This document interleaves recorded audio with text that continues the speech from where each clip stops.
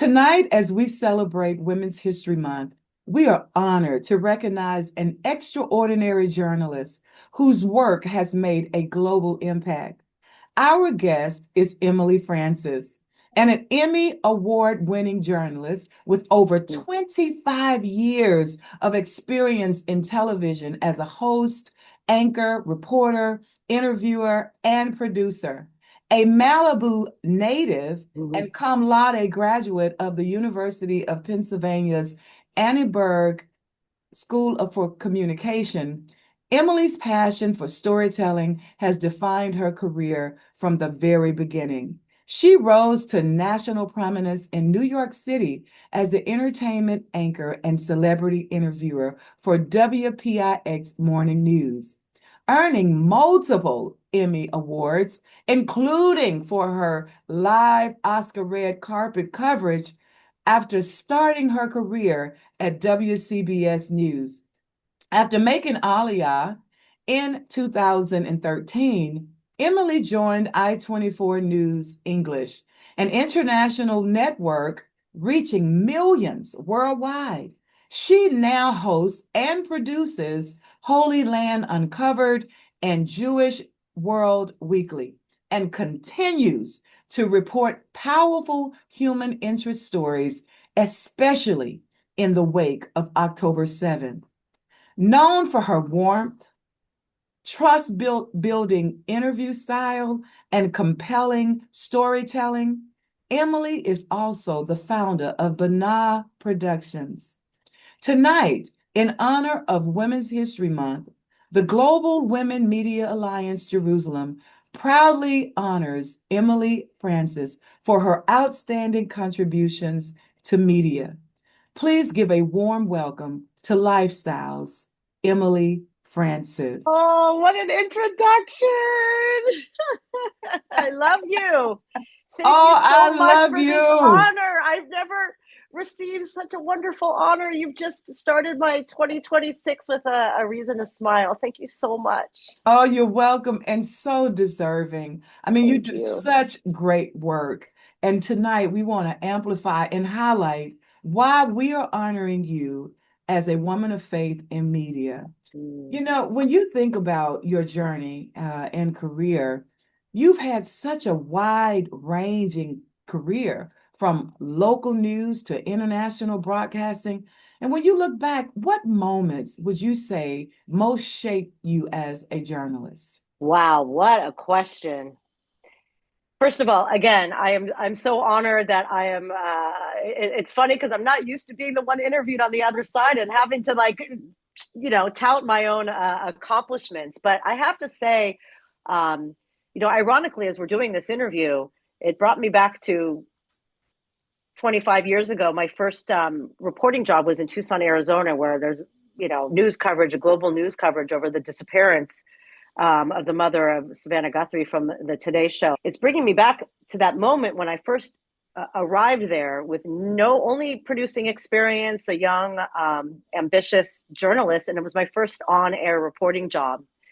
And I remember getting to this beautiful, amazing place with scenery and the desert. And I just was thinking, I just something about the desert, and it was the high desert, and it was beautiful, and it was green, and there were mountains, and I've always, I guess, been a mystic, not realizing it. I love the stars. I love the night sky. And this is a place where there's no street lights because it's known for the astronomy.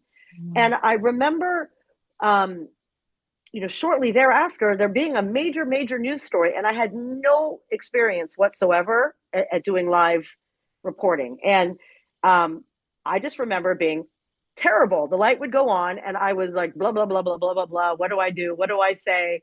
Doesn't matter what my credentials were. I was just really, really nervous. And um, so, ironically, what ended up influencing me, it took about a good year, was there was a major story of a missing person in Tucson that was a missing hiker, and the whole thing, like a search and rescue, and everything that's happening now for this poor 85-year-old woman that just was up and kidnapped. Right. And and I remember all of a sudden they found the missing hiker, and it was news helicopters and cameras, and I had no time to prepare. It was like, Emily, you're live. And I talked for like 15 minutes with nothing prepared. And it was in that very moment when I didn't have control and I was just able to be myself, which was what my producer, who's still my friend to this day, just be you. And I did this live shot, and then he talked to my ear. He's like, "You got it," and like the rest was history. It was like a defining moment, and it's just so crazy the time and then synchronicity of all of that's happening at this very moment in this cute little town that you don't expect crimes to happen in. And that's you, yourself. You feel make others feel so comfortable with your interviewing style, and you are such a lovely person. And I am so honored not only to honor you this month, but to honor you, our friendship, and just my love for you. I love and appreciate you so, so very much. And I'll never forget, speaking in the wake of October 7th, I'll never forget the morning that you called me and you asked me while I was there in the shelter, was I afraid? And I said to you, yeah, I'm afraid. And I said, what about you? Aren't you afraid? And you said to me some very, very powerful words, and I'll never forget it. And you said, fear is not an option.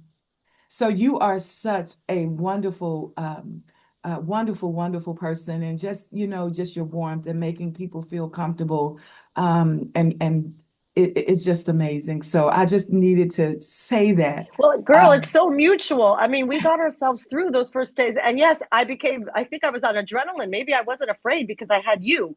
It yeah, soon became, as you know, very, very scary. But we had each other, and we had just yes, spent 3 days earlier at the Western Wall with my kids who yes. absolutely fell in love with you. And we're singing at the Had no wall on idea what we were Simcoe. getting ready to face the very next day.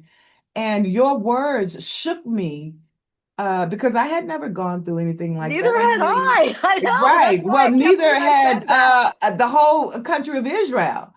And Israelis are yet used I'm to it. We're here in this. Americans. Yes, we're Americans. So you said to me, fear is not an option. And I have taken that with me in Wow. so many areas of my life. But you need to know that that shook me to my core that Wow. day. And it shook me to make me not operate in fear, but to operate in faith. And so I just, I mean, you are just so amazing and I love you so much. I Well, love but you tonight too. is not to talk about, what, however you want to get into that, we can, because I think it's important, for people to understand October 7th and moving forward. But tonight we're honoring you. And, Thank when you. you think about early in your career, what lessons did you learn that still guide you today? Number one, I mean, I think I credit my family with this because I grew up with the right kind of upbringing of being honest, not speaking badly, speaking the truth. And I think not forgetting where you come from. And I think that's something that I have taken with me, that I think not having a big ego, being proud of the fact that I'm like the inverse of a egomaniac. I really feel this way. Because that was something that was instilled on me from a very young age. You look everybody in the eye, and that includes the people that are sweeping the floors here at I-24. That includes the people that are here with a visa for a short time. And I think strength and character that I learned is what served me well through all the ups and downs, but also disappointments. And I definitely have a naivete, and I think the world is beautiful and everybody's wonderful, and I've clearly have learned the hard way that not everybody is like me and you. What a Yeah. lesson. And that is so powerful. As we honor Women's History Month, how do you see, or how have you seen opportunities for women in media evolve over the past 2 decades? And what challenges did Mm. you face as a woman in journalism? And how do you learn to navigate or overcome them? It's interesting. I think we're also at a generation where we had so many women that came before us that kind of paved that way. I mean, we never, yeah, we had our challenges, but the ceiling was already broken, I feel, in many times for women journalists, right? So I think, the biggest challenge was more than anything, I've been very lucky in all my jobs. I've been very blessed, and I guess I could thank God for this. Where every place that I've worked, every chapter, everybody's become a family, even in Tucson, Arizona. Um, but I think some of the challenges, to be honest with you, that I didn't realize then, because I'm just a life is beautiful girl from LA, I didn't realize that there were always like the issues were with some one woman in each job. I love everybody loving me, and like, why is this person not nice to me, and why is this person seemingly jealous when they're an anchor and I'm a reporter, and I'm not going to name names. um, Similarly, I had an experience in New York with a boss, and I realized now, and I was too naive to say it, that there was anti-Semitism behind it. And all those years, I thought it was me, like I'm killing with kindness. But I remember there was a comment from this one said person early in my career was, she was bleeding and I gave her a Kleenex. And I said, I'm just being I'm being like a Jewish mom. And she literally, in a bar in front of people, turned to me and said, your people killed our God, while we're all having beers in a restaurant. And I was too naive. Wasn't delving into that part of my Right. history. That's the Jewish experience. We fit in. We're not trying to be different. And I look back now at how much I've changed and what I would have done differently. And I was like, oh no, we didn't. And I think now that I'm looking back at all of this anxiety I had over like the one person that doesn't like you, and I couldn't understand why, now I'm realizing what I never do to look at, because I'm very blessed. I'm from LA. I didn't experience that in my life Yes. actively, clearly, until October 7th. And now I've learned who my friends are. It's amazing how some friends I thought I had for life haven't even checked in on me. So that's been the hardest. Wow. Realizing it now, like, oh, I get it. This Yeah. boss was harassing me because he didn't like Jews. And it wasn't being defensive or being a victim. It's actually based on, now I understand that it was all there all along. But Yeah. in my lens of it's a beautiful life and I'm amazing and I get along with everybody, I didn't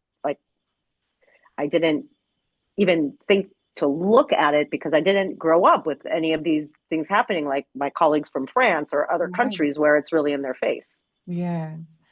And now you made Aliyah.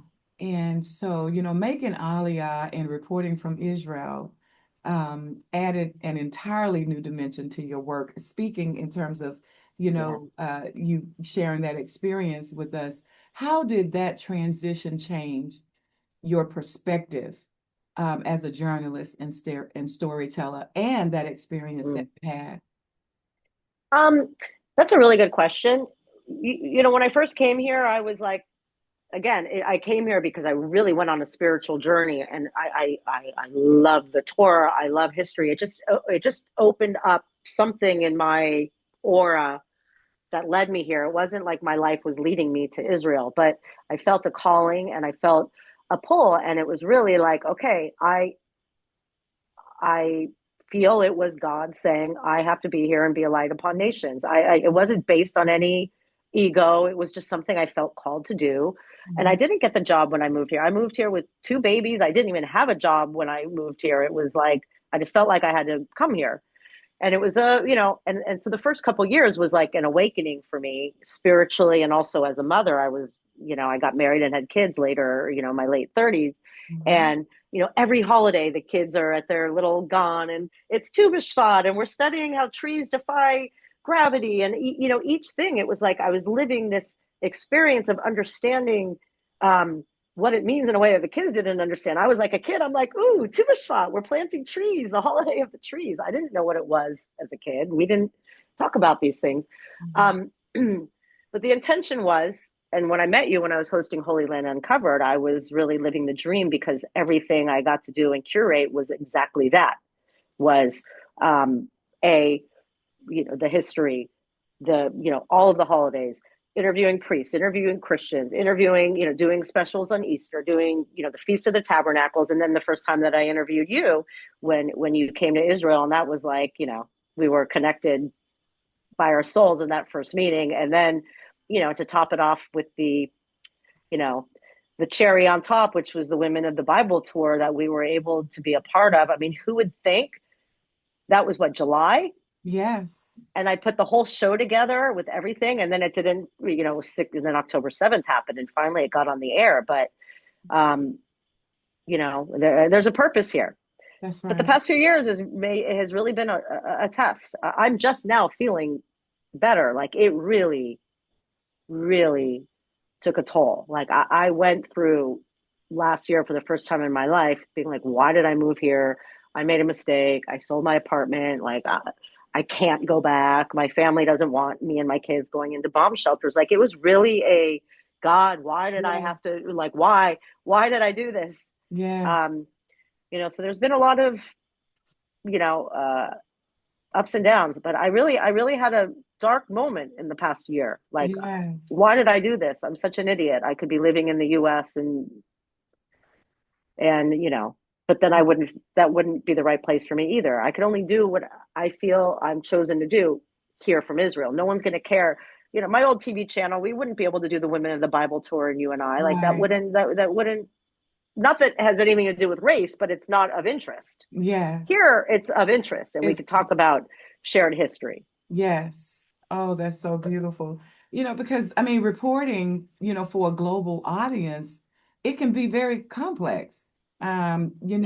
And being there in Israel, which is the epicenter of the whole universe, the whole earth. And reporting, it has its complexes. It definitely takes faith, to stand.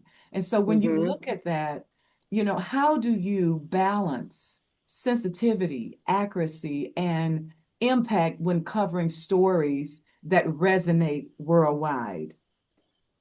Wow. How best could I guess what's coming to my head now to answer that is just the experience of post October 7th and being the one on, again, I went from Holy Land Uncovered talking to you and going, really, it was my most beautiful life. Yes. Then you get thrown into this story. And because of my empathy and my interview style, the next thing I know, I'm covering the hostages for 2.5 years, almost every day in Hostages Square.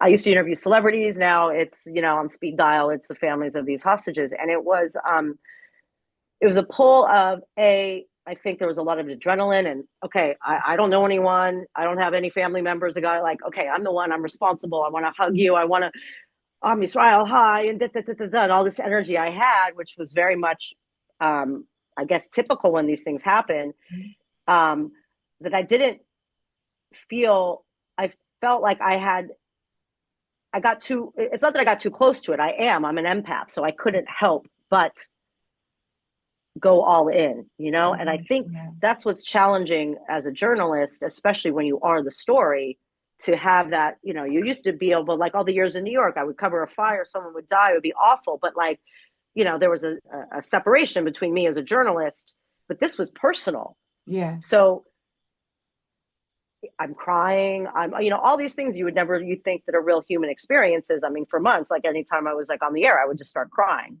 But Yes. I felt very blessed that I'm working in a place where I can. Maybe if it were New York, they'd be like, you can't cry.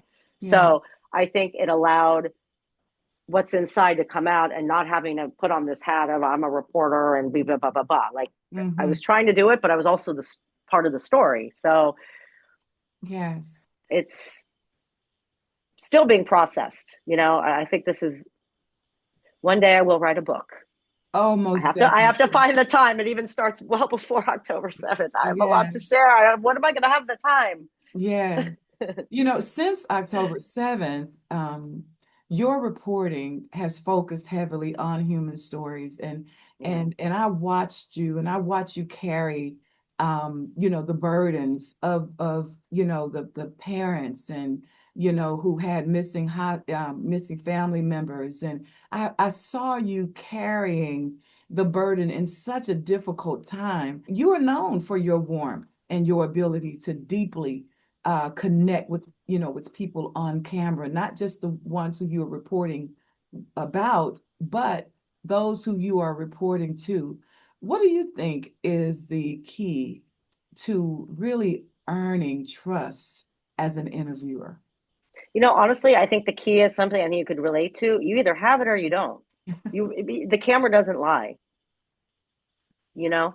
And I think it's just my nature and I genuinely do care and I do Mhm. it's And I think that's why it's my nature. It's not acting. And I think you could see on people that we watch on the, in the news all over the world. Yes. Um, I think I just was born to do it, I guess. Yes, and I mean, it's just innate, and Yeah. you make people feel that you want to hear.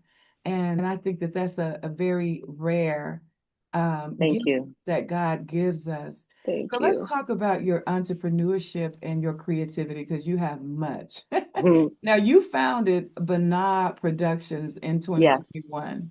What inspired you to take that leap into independent production?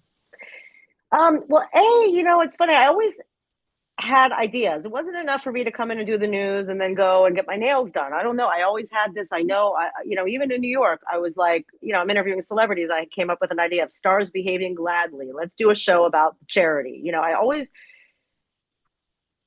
again, I didn't peg it to creativity. Again, I'm a creative person, but I never labeled myself because I wasn't good at art. I was good at math and science. So you just think, oh, I'm not creative. Well, I now understand I am an artist. This is my art. I love the idea of being with the cameraman and getting beautiful shots. And, when I put stories together, not just the interviews, I'm going through each video, I'm writing it, I'm telling a story. Like it is a form of self expression. And then, as I was going through my awakening of sorts, which was several years, even once I came to I-24, I just started coming upon all of these incredible stories of women in history. And so Bina comes from Kabbalah, which I've been studying. It's, when you go through the tetragram, I don't know what they call it in Christianity, but it's the spherot. It's the 10 layer, the tree of life, basically. I'm working really hard to try to sell some shows. It's a challenge. It's a journey. We have our projects that we want to do, and hopefully we'll get out into the world with it and show the stories of women of our past that were paving the way for us before there was a glass ceiling to break, when women were killed for doing that, not just not getting jobs. So, what advice would you give young women who dream of careers in journalism or media today? Wow. That's interesting because today it's so different, right? We're so young in our spirit, but we're a different generation, right? Yeah. And I think it's changing so much. And I think what's actually very sad is I remember I was speaking to one of the universities here that have an international journalism school, and they're having a hard time getting kids to want to major in broadcast and journalism. They want it because everybody wants to be influencers.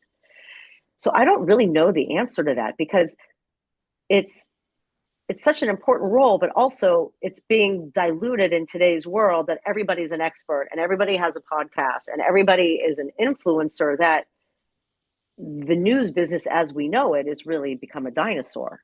Yes.